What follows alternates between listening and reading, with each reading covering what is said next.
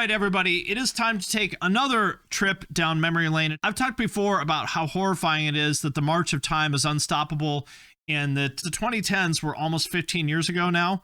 Horrifying. And I'll tell you what, here's a sentence that I will prepare you for hearing in the near future, because we're quickly entering the era of 2010s nostalgia. Okay, it's happening. 2010s nostalgia is happening. It really is.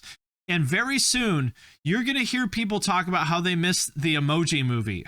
You're like, man, the 2010s were great. Remember when they made good movies like the Emoji Movie and the Angry Birds movie? Whatever happened to the 2010s? Yeah, bring back the finger mustaches. The dude removing the Flappy Bird app was my 9/11, and I lived through 9/11.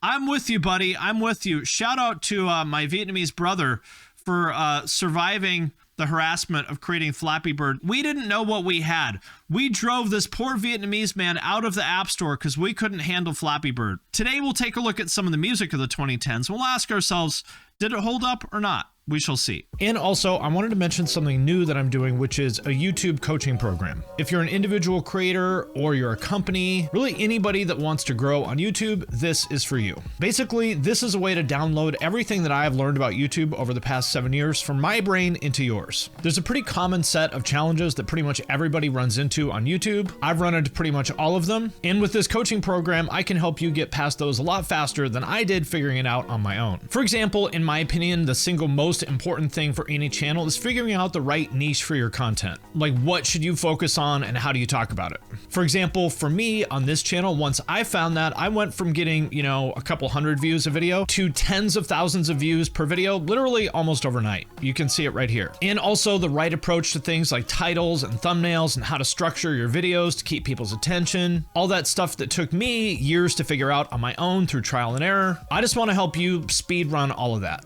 I am super excited about this, and I'm going to be putting a lot of time and energy into it over the course of the year. And if you want to find out more about it, you can just hit the link in the description of this video. First up, we have Closer by Chainsmokers.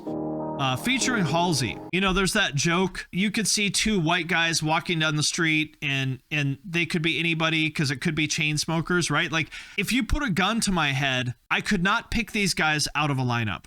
I couldn't. I know it breaks your heart. Moved to the city in a broke down car. What happened to Halsey? What's she up to these days? These like romance scenes. Here's what I would like. These like heartwarming romance scenes from the video. I would like it if he was just giving it to her doggy style in the video, Just like maybe pulling her hair and, pounding, just relentlessly pounding her in the video. I don't know. I just feel like that would be a little bit more, it would make me a little bit more engaged in the song. Don't you think? It would be an expression of the love that they share between each other. They should have penetration in music videos. That's what I think. They should have penetration. And she's playing Flappy Bird on her phone while he gives her all 3 inches. Didn't they do the selfie song too? They did. I'm starting to reconsider my position. Like, I've talked before about how like the Lumineers and the stomp, stomp, clap indie music might be the worst part of the 2010s, but I feel like the Chainsmokers might be the corniest artists of the 2010s because they had this song and then they also had the selfie song. Pretty hard to beat that for a combo of 2 cringe songs from the same artist. I can't stop, so baby, pull me closer in the backseat of your Rover. I'm also a little unnerved by this. He's saying, baby, pull me closer in the backseat of your Rover. In all the romantic comedies where the girl like grabs his tie and pulls him close for a kiss. She's like, come here, Buster, and like pulls him in for a kiss. I'm unnerved by the fact that he apparently wants her to like pull him into the back seat. Like, I'm imagining like she pulls him into the back seat of the Range Rover and he falls on his back like this. And he's looking up at her and he like pulls her close and he says to her, I want you inside of me right now. I feel like that's his move. Ooh, this sounds so bad and cheap too. Listen to this.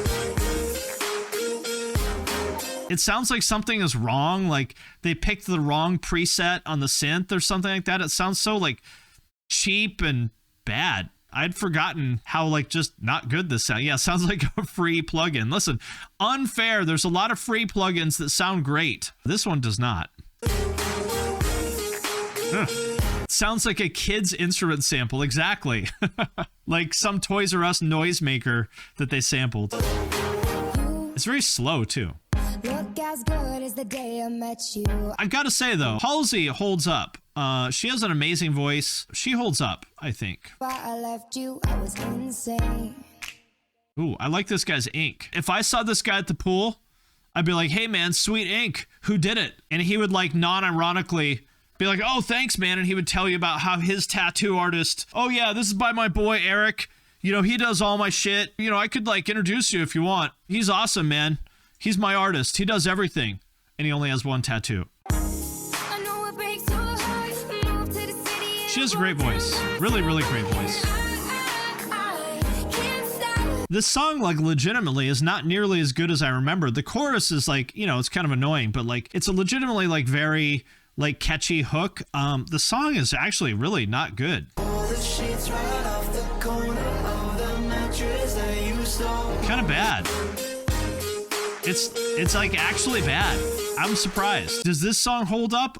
It does not. It does not. This is not good. Much worse than I remembered, actually. It legitimately is not good. Okay, next up, we have a wedding song classic of the 2010s, Uptown Funk by Mark Ronson featuring Bruno Mars. By the way, today, this moment in time, I found out that this song is not by Bruno Mars, it's by Mark Ronson.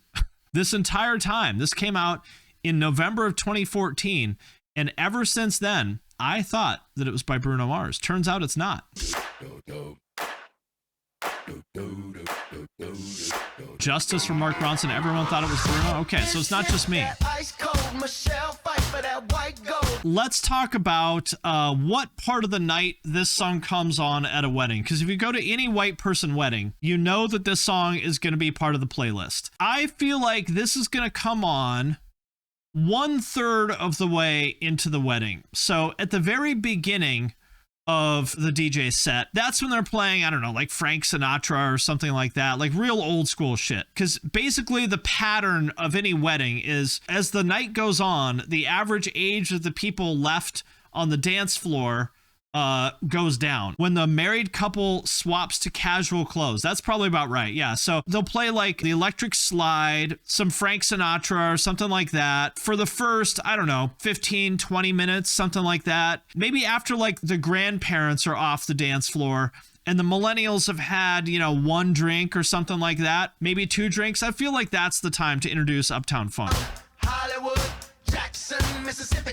All the bridesmaids kick off their heels because it's Uptown Funk time. That's right. That's when you know it's game on. The bridesmaids are about ready to get down. Bitch, say my name, you know who I am. Bitch, say my name. Excuse me, Bruno? Girl, set you hallelujah.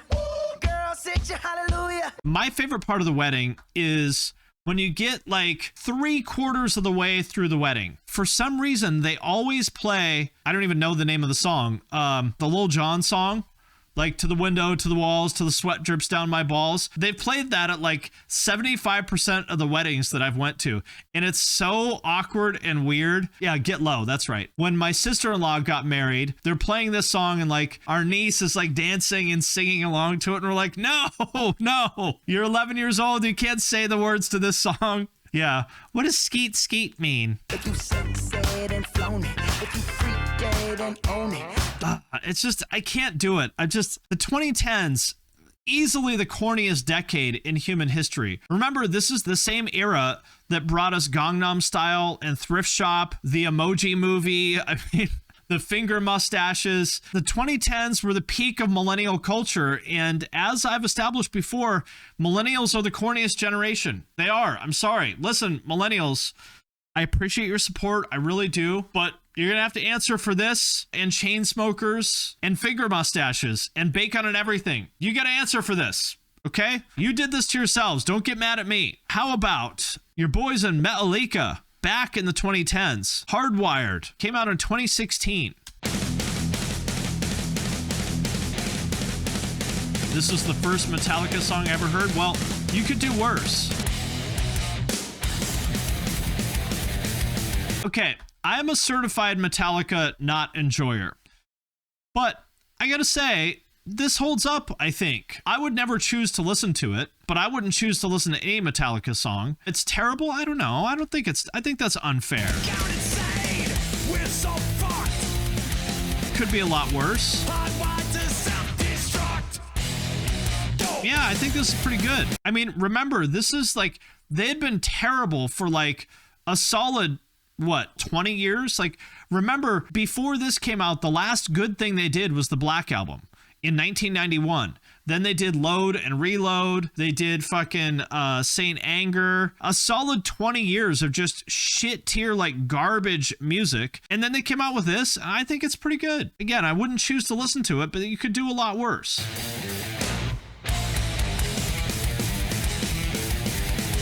Yeah, Death Magnetic was fine too. My thing with Metallica is that just Metallica sounds like a Metallica cover band, if that makes sense. And obviously part of that is because they're just so influential that so many people have ripped them off. But I don't know, just Metallica just sounds like the riff that every 13-year-old writes, you know, when they sort of get their first like halfway decent guitar and like, yeah, I'm the riff master.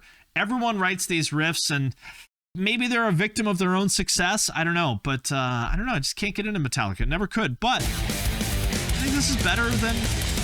I mean, listen to that. They've got some like double bass. We've got like the palm muting. What more do you want from Metallica than this? What more do you want than that? Right? I mean, they sound like thrash again. What's wrong with that? So I say, even for me, a certified Metallica not enjoyer, I think it holds up. That's what I think. Yeah, it's decent. Not amazing, but I think it's totally decent. So justice for Metallica. That's what I think. No pun intended. Okay, last but not least. Millennials. Millennials, you have a lot to answer for, okay? I'm imagining myself as the prosecuting attorney in the trial of the millennial generation. And this is my last piece of evidence that I submit. With this, I will seek the death penalty. And I think I might get it. Your Honor, may I present to you my closing argument? And I press play, and all the millennials are like, this doesn't look good for us. This could be the smoking gun. Can't Stop the Feeling by Justin Timberlake. I got this feeling inside my bones, no ceiling when we in our zone. I got that sunshine in my pocket. There's something about this like video concept of like ordinary people doing these like zany dances. It's brutal. I feel like there were so many of these in the 2010s. Like I Really, Really Like You by Carly Rae Jepsen is kind of like this. It's brutal. It's brutal. Like it's so corny it hurts. Everyone's just having so much fun and enjoying themselves. Like, shouldn't we all just let go and have fun? And, you know, next time I go to the grocery store, I'm going to dance to the banana aisle because I'm so whimsical and carefree, just like Justin Timberlake. Happy white guy music. Yes, exactly. 2010s was a decade of wacky white people dancing. It really was. Oh my God. In case you were asking, could this video possibly get any cornier? It just did. There are actual CG trolls in this video because this is from the DreamWorks Trolls movie. In case you thought it could not possibly be any cornier, the trolls showed up. Oh God, it's doing the whip and the nay-nay. Oh, fuck. I'm sorry. Call me a cynical Gen X asshole, but I can't get on board with this. The happy white guy shit, I can't do it. I rest my case. The closing argument in the trial against the millennial generation. Your Honor, I seek the death penalty. I ask you to declare them guilty as charged. And that does it. Absolute worst songs of the 2010s. Millennials, you got some explaining to do. That's all I have to say. You got some explaining to do. They should have penetration in music videos. That's what I think.